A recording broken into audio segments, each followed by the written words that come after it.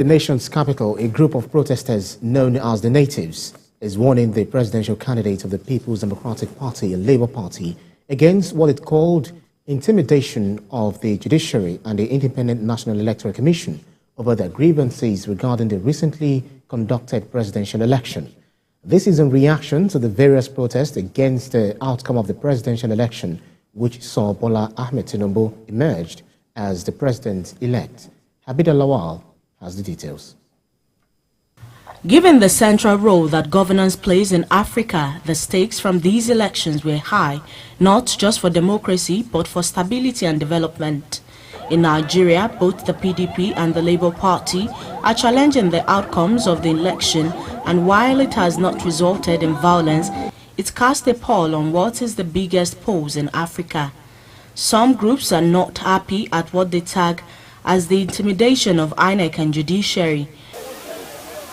It is why this group, the Natives, have rallied together in a thank you walk to the presidential villa in Abuja.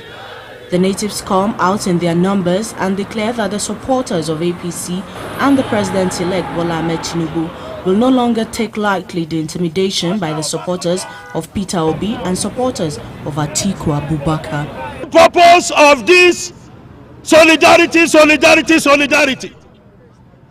to thank President Muhammadu Buhari. Now, so they called him Jubri. He was patient. They said he was dead. He was patient. They said it didn't matter. He was patient.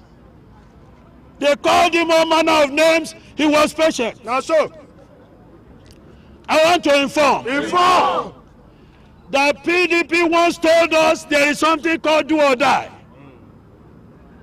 Another one told us that if it is not him, Nigeria will burn. Another one contested and went to Supreme Court 3 times. Let it be said clearly that no one Nigerian in this country is above everybody. So, only one Nigerian cannot make a president.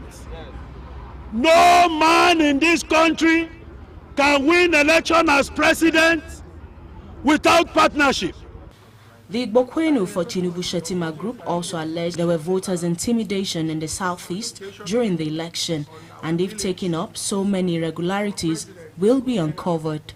At my hometown, some persons who believe in me accepted to vote for my candidate, but to my amazement, they were called to order by my parish priest, who threatened them that they will be mandated to come for confession after the election, and if found guilty for not doing as instructed for voting Obi, they will be denied Holy Communion. That to me is against the law of right to freedom of association, which is a fundamental right. Community people and parish priests share fiduciary relationship, which gave them the unwarranted opportunity to take undue advantage of these people. At my unit, it was disheartening to experience the intimidating manner in which they were forcing the women especially to vote their choice as instructed against their will. We threat to report them to the parish priest should they fail to adhere as instructed. The group urged both parties and their candidates to take up their grievances against the result as declared by the INEC in court instead of threatening the peace of the nation and her democratic process.